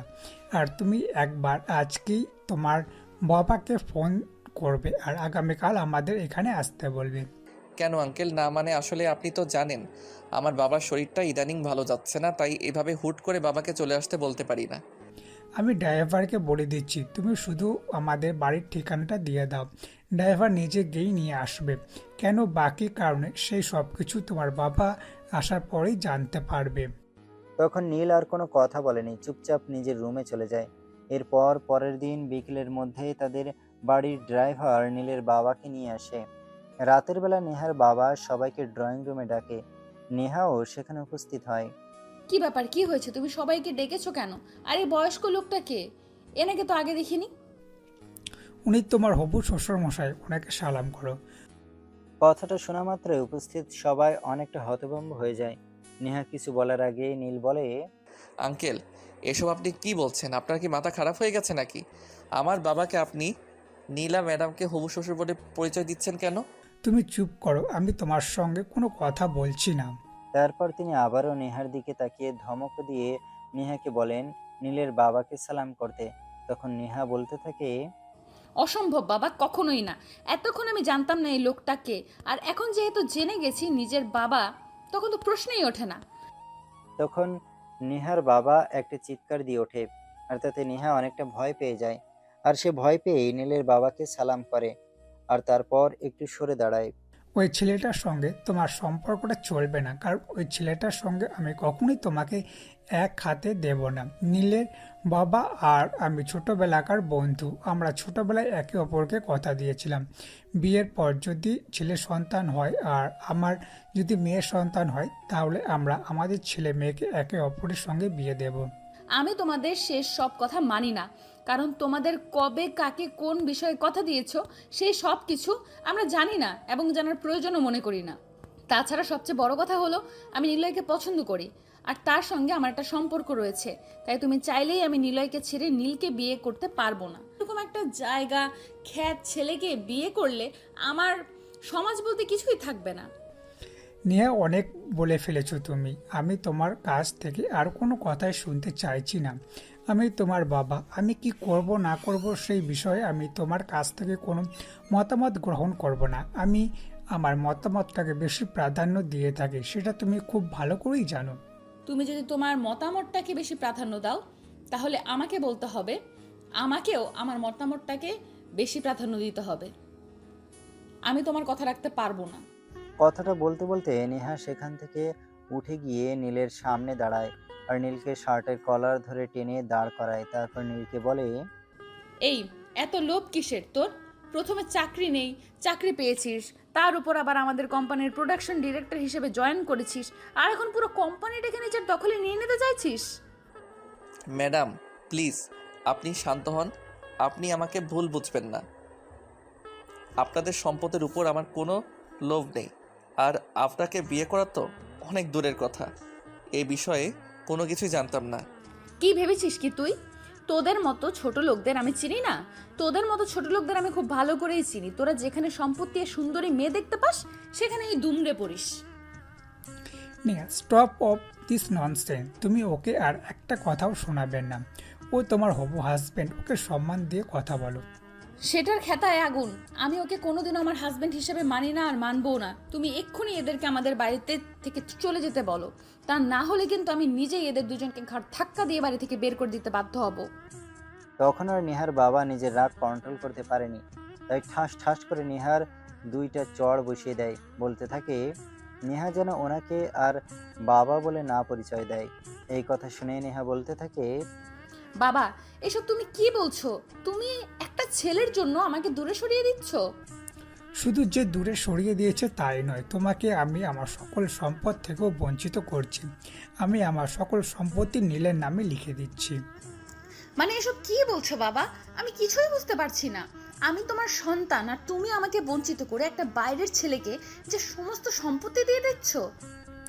হ্যাঁ, শুধু দিচ্ছি না, দিয়ে দিয়েছি। কারণ কি জানো, তুমি যখন গতকাল ওই ছেলেটাকে আমার অফিসে নিয়ে এসেছিলে, আমি খুব ভালোভাবেই বুঝতে পেরেছিলাম ছেলেটা তোমাকে নয়, তোমার বাবার সম্পত্তিকে ভালোবাসে। সেটা তার ভাষায় প্রকাশ পাচ্ছিল। বাবা এসব তুমি কি বলছো? নীলা যথেষ্ট ভালো ছেলে, তাকে আমি অনেক দিন ধরে চিনি, সে এমন করতেই পারে না। ও তাই নাকি? তোমার আগে কয়েকটা মেয়ের সঙ্গে মিলন আবার ছেলেটার সম্পর্ক করেছে, সেটা তুমি জানো? এই নাও দেখো, এখানে কয়েকটা মেয়ের সঙ্গে তার ফিজিক্যাল রিলেশন এর ভিডিও ফুটেজ রয়েছে। কথাটা বলেই নেহার বাবা তার সামনে বেশ কয়েকটা ভিডিও ফুটেজ তুলে ধরে। এগুলো দেখে নেহার মাথা চেন্না চক করে দিচ্ছিল। সে কোনোভাবেই এটা বিশ্বাস করতে পারছিল না। তখনই সেখানে চুপ করে বসে পড়ে। সে কি বলবে কিছুই ভেবে পাচ্ছে না। তার বাবার সামনে একটা ছেলের জন্য তার মাথাটা এতটা নিচে যে হবে এটা সে ভাবতেই পারেনি। তখন তার বাবা তাকে বলে, কি ব্যাপার, এবার আশা করি তোমার ভুল হয়ে গেছে। এবার আর নিশ্চয়ই তোমার নীলকে বিয়ে করতে কোনো অসুবিধা নেই। ওনার অসুবিধা নাই থাকতে পারে, কিন্তু আমার অসুবিধা আছে। আমি ওনাকে বিয়ে করতে পারবো না, কারণ আমি ওনাকে বিয়ে করার যোগ্যই না। আমি ওনার মতো হাই সোসাইটিতে বিলং করি না। আমি ওনার মতো চলাফেরাও করতে পারি না, নাইট ক্লাবে যেতে পারি না, আরও অনেক কিছু। তখন নেহা মাথাটা নিচু করে আস্তে আস্তে বিনয়ের সঙ্গে নীলের হাত দুটো ধরে বলে, প্লিজ নীল, আমাকে তুমি ক্ষমা করে দাও তোমাকে ভুল বুঝবার জন্য, এতগুলো কথা শোনাবার জন্য। I am so sorry, please আমাকে ক্ষমা করে দাও। না ম্যাডাম, ক্ষমা তো আপনি আমাকে করবেন। আমি আপনাদের বাপ মেয়ের মাঝখানে চলে আসাতে আপনাদের মধ্যে অনেক সমস্যা হয়েছে। আমি চাই না আপনাদের মধ্যে আর কোনো সমস্যা হোক। সবার সব কথা শুনে নীলের বাবা নীলকে বলে, এই নীলা, তুই এমন কেন করছিস? সবাই বলছে, তারপরও তুই কেন কথাটা মেনে নিচ্ছিস না? বাবা, তুমিও এই কথা বলছো? হ্যাঁ বলছি, আর তোকে রিকোয়েস্ট করেই বলছি। ওরা যা কিছু করছে না করছে, তুই সব কিছুই ভুলে যা। সব ভুলে আমাদের দুই বন্ধুর দেওয়া কথা রক্ষা কর। হ্যাঁ নীল, তোমার বাবা একদম ঠিক কথাই বলছে। যাই কিছু হয়েছে না হয়েছে, তুমি অত্যন্ত আমাদের দুই বন্ধুর কথা চিন্তা করে সব কিছু ভুলে যাও আর নীলকে অ্যাকসেপ্ট করে নাও। ওকে, আপনি বলছেন আর আমার বাবা যেহেতু বলেছে তাই আমি এটা মেনে নিলাম। তবে একটা কথা, আমি আপনার মেয়েকে বিয়ে করব ঠিকই, কিন্তু আপনার কোম্পানির মালিকানা আমি নিতে পারবো না। আপনার কোম্পানিতে আমি যেমন একজন স্টাফ হয়ে কাজ করছি সেরকমই থাকবো, নয়তো আমার কোনোটাই চাই না। তখন নেহার বাবা নেহাকে বলে, দেখলে তো লোভ ভালোবাসা কোথায় লুকিয়ে থাকে। লোক আর ভালোবাসার মধ্যে এই দুটাকে তফাৎ। নিলয় নামের ছেলেটা শুধু তোর বাবার সম্পত্তির উপর লোভ করেছিল, কিন্তু নীলকে দেখে তোর বাবার সম্পত্তির উপর তার বিন্দুমাত্র লোভ নেই। হ্যাঁ বাবা, বুঝতে পেরেছি। আর এত দেরি করে বোঝার জন্য আই এম সো সরি। তোমরা সবাই প্লিজ আমাকে ক্ষমা করে দিও। তারপর আর কি, মিয়া বিবি রাজি তো কিয়া করেগা কাজী। নেহার বাবা কয়েকদিনের মধ্যেই মহা ধুমধামের সঙ্গে নীল আর নেহার বিয়ের কাজটা সুসম্পন্ন করে। আর বিয়ের পর নেহাও বুঝতে পারে সে নিলয়ের কাছে নয়, নীলের কাছেই ভালো আছে। যাই হোক ভিউয়ার্স, গল্পটা এই পর্যন্ত ছিল। কেমন হয়েছে কমেন্ট করে জানাতে ভুলবেন না।